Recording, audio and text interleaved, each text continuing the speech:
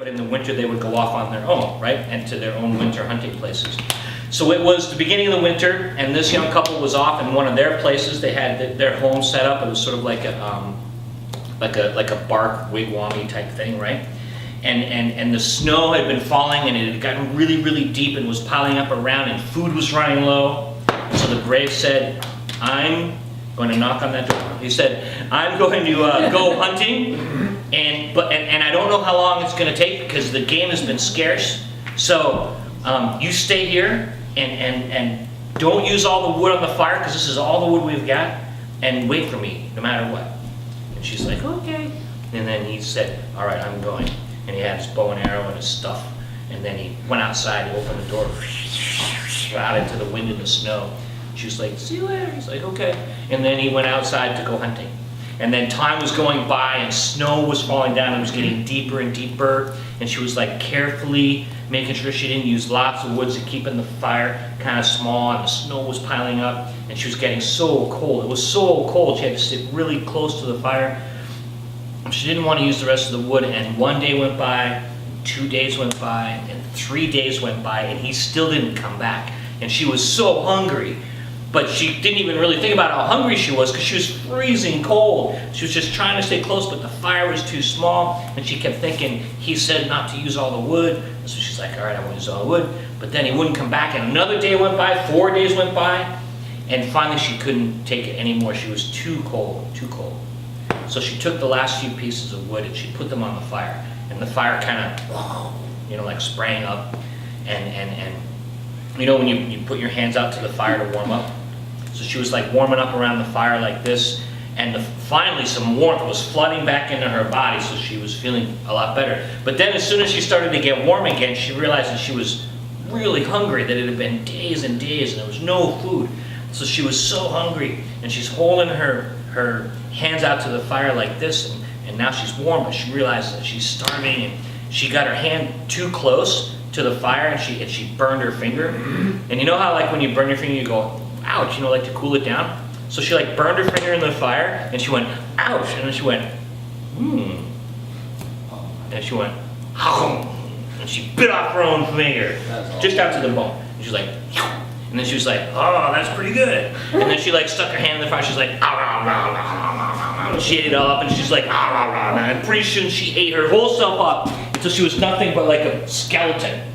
And she turned into the skeleton lady. Now she was like a monster. She's like, and right at that second, the husband's like, hi, and he comes through the door and he's got like 3 rabbits.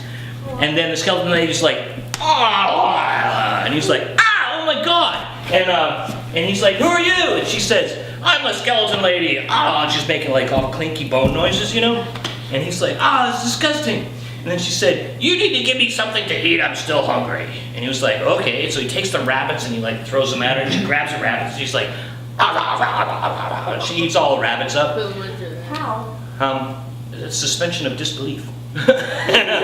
So she's like, she eats all the rabbits. She's like, that's not enough, I'm still hungry. And then the brave is like, I don't have anything else, that's all I got was 3 rabbits. And then she says, well then I'll have to eat you. And he's like, he takes off out the door, and she's like, chasing him through the snow, and he's going, just booking through the snow, and he's running through the trees, and he's like pulling ahead of her a little bit because she's a skeleton and she only has bones, so it's like not good traction in the snow.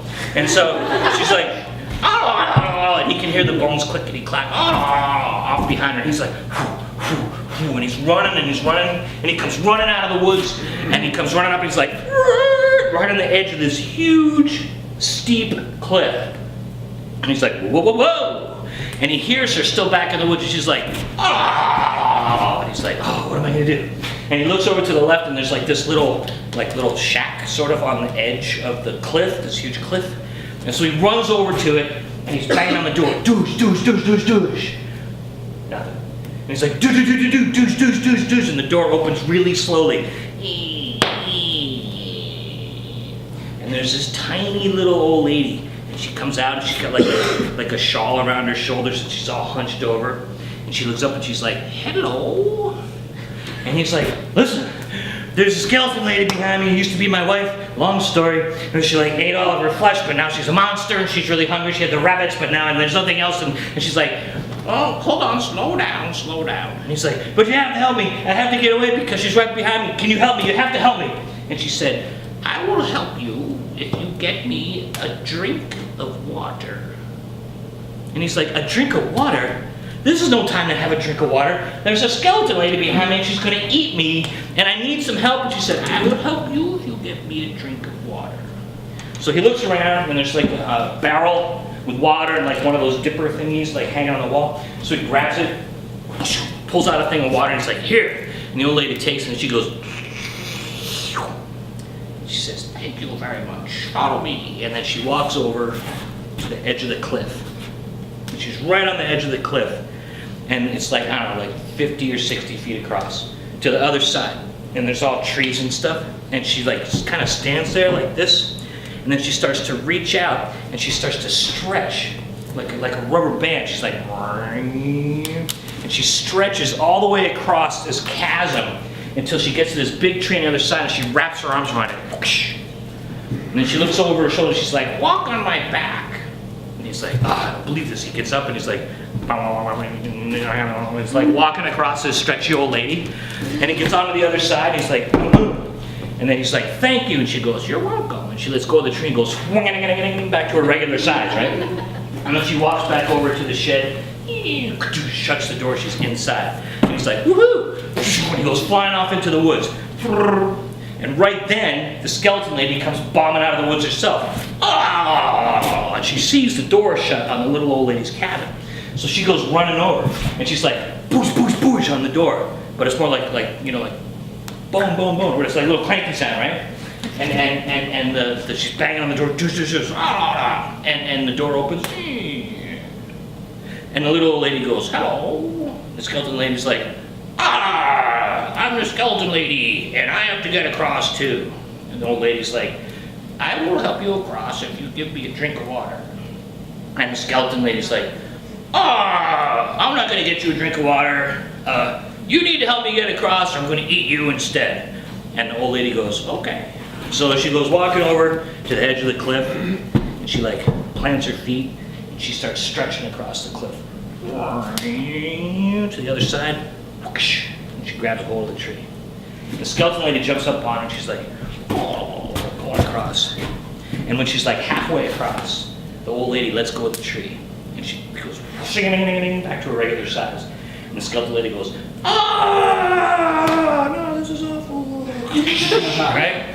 Just like shatters into a million pieces. And they say that if you're out walking in the woods and you're hiking around and you like are sort of down in this sort of down on the edge of a big cliff or in this sort of on the trail in between like sharp rocks or whatever, and you see little white bits of rocks along the trail, that's not bits of rocks, it's the shattered remains of the skeleton lady. The end.